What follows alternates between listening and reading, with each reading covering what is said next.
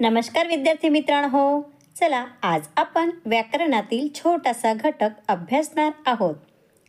प्रथम आपण देण्यात आलेली वाक्यांचे वाचन करू व त्यात अधोरेखित शब्दांना वाचू व समजून घेऊ.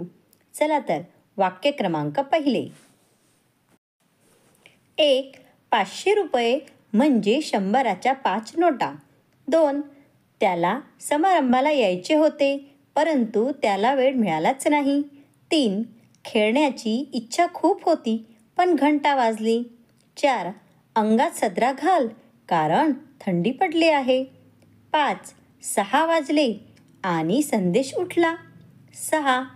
तू शाळेत जा किंवा खेळायला जा. 7. मी भरपूर अभ्यास केला म्हणून प्रथम आलो. 8. सुधाला गुलाब व शेवंतीची फुले फार आवडतात.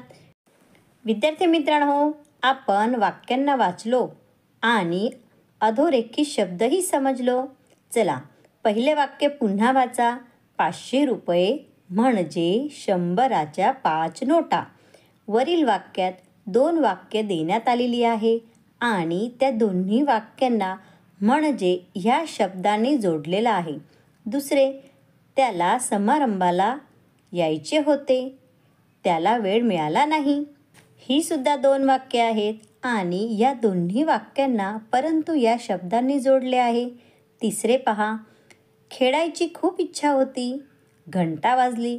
पहा, ही 2 वाक्ये आहेत आणि ह्या दोन्ही वाक्यांना पण या शब्दांनी जोडले गेले आहे. चला विद्यार्थी मित्रांनो, चौथे वाक्य यात तुम्ही सांगा कुठले 2 वाक्य आलेली आहेत. बरोबर, अंगात सदरा घाल, थंडी पडली आहे या दोन्ही वाक्यांना कारण या शब्दाने जोडलेली आहेत. 5वे वाक्य 6 वाजले, संदेश उठला. हे 2 वाक्य आहे आणि या दोन्ही वाक्यांना आणि या शब्दाने जोडले गेले आहेत. 6वं वाक्य तू शाळेत जा, खेळायला जा. पहा, या 2 पर्याय आहेत. या दोन्ही वाक्यांना किंवा या शब्दाने जोडले गेलेले आहेत. 7. मी भरपूर अभ्यास केला, प्रथम आलो. पहा, ह्या दोन्ही वाक्यांना म्हणून या शब्दांनी जोडले आहेत.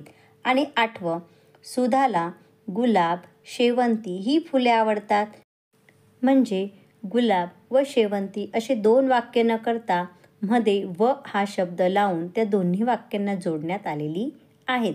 विद्यार्थी मित्रांनो, आपण वाक्यांचे वाचन केलं यावरून आपलं लक्षात आलंच असेल की 2 किंवा अधिक शब्द अथवा 2 किंवा अधिक वाक्यांना जोडण्याचे कार्य करणाऱ्या अविकारी शब्दाला उभयान्वयी अव्यय असे म्हणतात. जसे की म्हणजे, परंतु, पण, कारण, आणि, किंवा, की, व, जरी तरी, जर तर इत्यादी. ही सर्व काय आहेत तर ही सर्व उभयान्वयी अव्यय आहेत.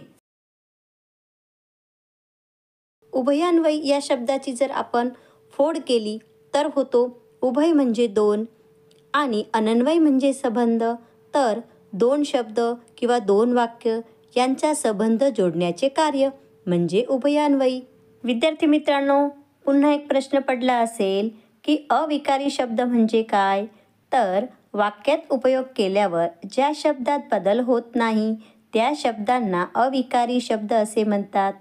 जसे की आपण आता पाहिले, जर, तर, आणि, कारण ही सर्व काय आहे तर ही अविकारी शब्द आहेत. यांच्या वाक्यात उपयोग केल्यानंतर कोणत्याही प्रकारच्या रूपात बदल होत नाही म्हणून ही सर्व शब्द अविकारी शब्दही म्हटली जातात. तर ही अविकारी शब्द यांना अव्यय असे म्हणतात. आज आपण काय शिकलो तर आज आपण उभयान्वयी अव्यय शिकलो. चला तर देण्यात आलेला प्रश्न आपण अभ्यासू. प्रश्न क्रमांक 13. दिलेल्या उभयान्वयी अव्ययांचा उपयोग करून वाक्य बनवा.